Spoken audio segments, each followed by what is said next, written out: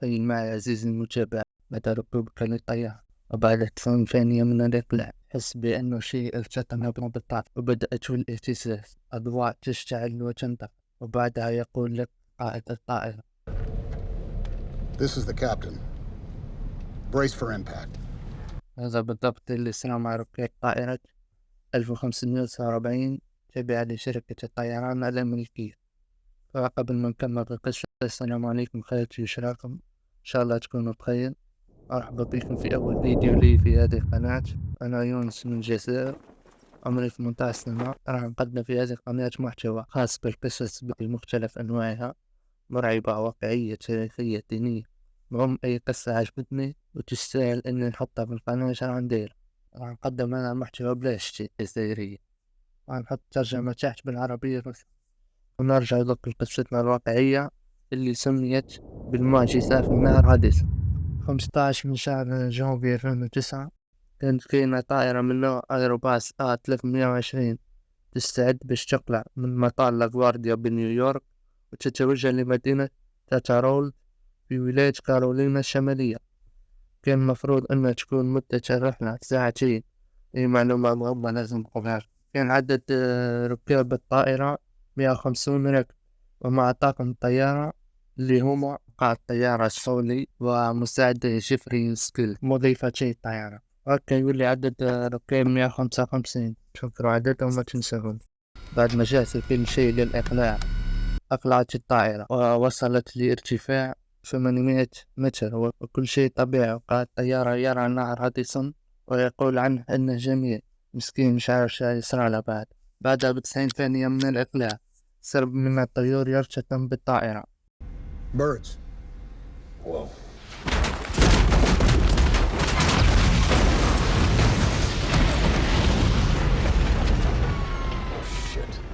مضيفة الطيران تطمئن الركاب بأنها اضطرابات هوائية فقط، تذكرهم بربط الأحزمة. وقائد الطائرة سولي يطلب الاشتراك من مراقبة الملاحة الجوية ويخبرهم باللي راهو ارتطم فيه سرب من الطيور. وردوا عليه وقالوا له باللي نوجدوا لك بلاصة باش ترجع للمطار لاغوارديا، أبقى على ارتفاعك. لكن سولي يقول لهم باللي راه فقط قوة دفع في المحركين، ويمكن أني نهبط في نهر هاديسون، أني ما نقدرش نرجع للمطار. والسبب هو أن ارتطام الطيور بالطيارة أدت إلى احتراق المحركين. قرر قائد الطائرة سولي بعدما كان متجها للمطار يغير اتجاهه وينزل في نهر هاديسون، اللي هي مهمة شبه مستحيلة وفرصة نجاة فيها قليلة جدا. بعدها يخبر ركاب الطيارة بأن يتحسنوا للاصطدام، ويصيب الخوف كل من في الطائرة. والمضيفة تأمر الركاب بإنزال رؤوسهم. Heads down, stay down. Brace, brace, brace. Heads down, stay down. فكرت كي تكون في القسم ويقولوا لك أبط راسك بانك. مراقبة الملاحة الجوية تفقد الاتصال بالرادار الخاص بالطائرة، واتصلوا بعدها بالطيارات الهليكوبتر والسفن اللي كانت قريبة من نهر هاديسون. وأخبروا السفن بأن تبتعد من منتصف النهر، لأنه كانت طيارة تهبط اضطراريا في منتصف نهر هاديسون. وبعدها أخبرهم من كان يسوق الهليكوبتر أن كان طائرة قريب تنزل في الماء. بدأت الطائرة بالنزول في نهر هاديسون، وبعدها بثواني تصطدم الطائرة بالمياه المتجمدة. تنطفئ أنوار الطائرة وتنزل الطائرة بسلام، ولكن يبدأ الماء بالتسرب داخل الطائرة. سولي يأمر جميع الركاب بإخلاء الطائرة وجلب سترات النجاة، ويبدأ الجميع بالازدحام باش يخرجوا. وبعد ما يخرجوا من الطائرة ويركبوا في قوارب النجاة البلاستيكية الموجودة في الطائرة.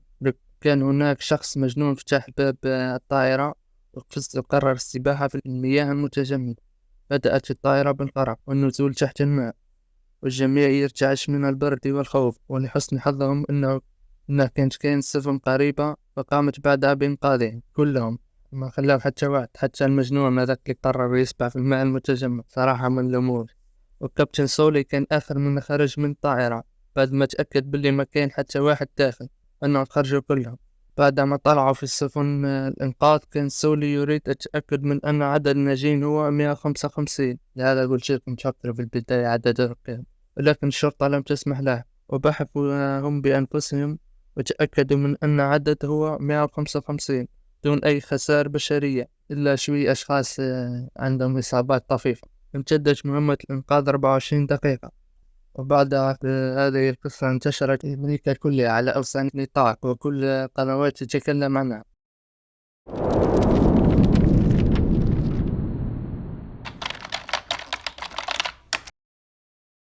بعدما نزل سولي في نهر هاديسون وأنقذ الركاب، أصبح بطل قومي في أمريكا. ولكن هذا ما بقاش بزاف، لأن السلطات فتح تحقيق مع سولي لأنه كان يمكن يرجع لمطار لاغوارديا، وسألوه علاش ما رجعتش للمطار. قال لهم ما كانش كاين ارتفاع يكفي للعودة، وكان نهر هاديسون أفضل فرصة للركاب بالنجاة، وقد راهنت على حياتي بذلك. اتهموا عدة اتهامات، منها أن المهندسون قالوا بأن نظريا العودة بالطائرة أن كنت تمتلك الوقود الكافي للعودة، أن المحرك الثاني كان يعمل حسب البيانات الرقمية، أنهم عملوا 20 محاكاة للحاسوب بنفس حالة الطائرة 1549 اللي ارتطم بها السرب من الطيور، و20 محاكاة هذه كلها نجحت في العودة للمطار لاغوارديا. وقد نفى سولي جميع الاتهامات، وقال باللي المهندسين ليسوا طيارين، وأنه ما كانش عنده وقت كافي للعودة لمطار لاغوارديا. أجل الحديث حتى يجيبوا بيانات كاملة من تسجيل قمرة القيادة وبيانات دقيقة ويعرضوها في يوم المحكمة.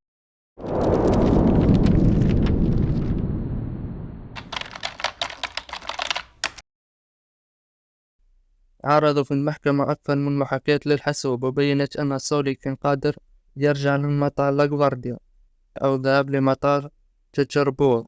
المطار هذا فاني كان قريب من حادثة نهر هاديس. بعدها تكلم سولي وقال باللي نتوما ما حطيتوش العامل البشري في الحسبان، واني هاز معايا 150 راكب، يعني مانيش وحدي بين ما نخافش. وسقساهم شحال من محاولة داروها بالمحاكاة باش نجح ورجع بطيارة لمطار لاغوارديا.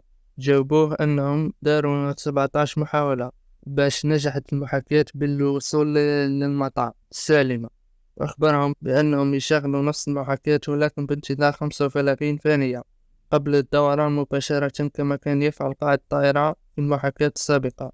بعد ما شعلوا المحاكاة الحاسوب وانتظر قائد الطائرة 35 ثانية وبعدها دار نحو لاغوارديا، بدأ الأمر أنه راح يصل بسلام، لكنه ما وصلش وارتطم في الجسد.